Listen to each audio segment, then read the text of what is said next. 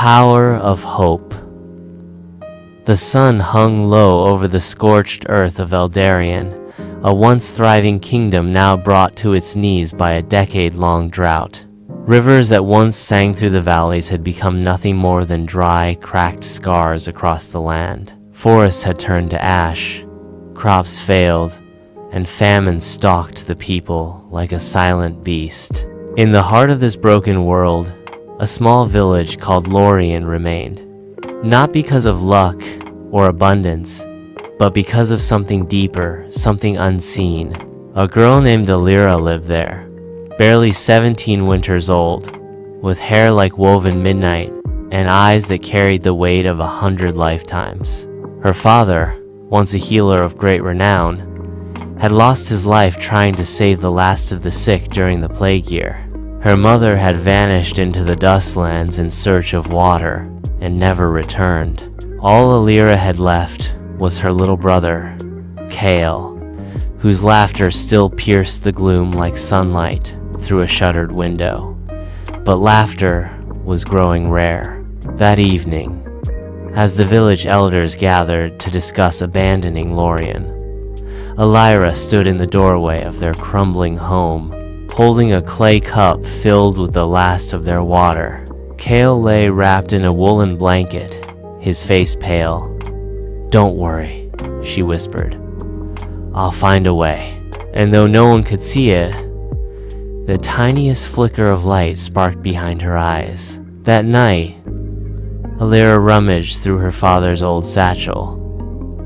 Among his dried herbs and yellowed scrolls, she found a brittle map with a hand-drawn star, etched in red ink. Scrawled beside it were words in a script she barely remembered. "The well of Nerethope lies beneath." Legends spoke of Nereth as a mythical well, hidden deep within the Obsidian Mountains, said to grant life to those pure of heart. Most had dismissed it as fairy tale nonsense, but when all else is gone, hope is what remains. By dawn, she was ready. Her pack was light-only bread, a flask, and her father's old knife. She kissed Cal's forehead, whispered a promise, and slipped out into the rising sun. The world outside Lorien was cruel. Bandits prowled the dustlands, scavengers fought over dried roots, and creatures twisted by hunger skulked the shadows. But Alira walked on. She crossed the bleeding canyons, where red winds carved bone into dust. She passed through the hollow woods, where the trees whispered secrets only the mad understood. Days turned to weeks. One evening, near collapse, she stumbled upon an old man beside a crumbled stone arch. His eyes, milky with age, followed her. "You seek Nereth," he rasped. She nodded. He offered her a sip from his flask-clear, cold water. Her hands trembled. "Only one who carries hope can find it," he said. "Not for self, but for another."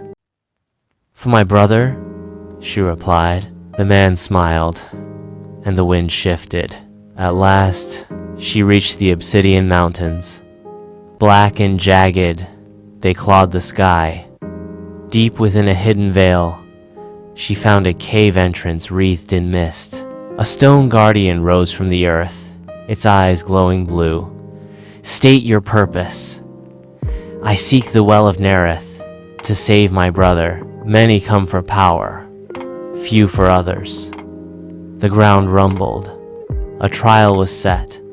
She faced illusions of her deepest fears. Kael, dying in her arms. Her mother, blaming her for leaving. The world collapsing under her feet, but she stood firm. "I will not give up," she cried. "Even if it breaks me, even if I fail, I will hope." At that, the illusion shattered. The stone guardian stepped aside. The chamber of the Well of Nereth was carved from crystal, glowing with soft light. In the center bubbled the clearest water Alira had ever seen. She fell to her knees, filled a vial, and wept. But as she turned to go, a voice echoed, "What will you give in return?" She looked at her hand scarred, bruised. "Take my voice, if you must, my dreams, but let my brother live." A pause. "You offer selfless hope. You may pass." The journey back was faster, as if the land itself bent to her will. Rain clouds followed her. Rivers trickled once more. She reached Lorien on the 21st day. Kale was barely breathing. Elira uncorked the vial, let a single drop fall on his lips. His chest rose, and for the first time in years, it rained. Lorien did not die. It flourished. Grass returned, crops bloomed, and people smiled again. Elira never spoke of the trial. She kept the empty vial around her neck as a reminder.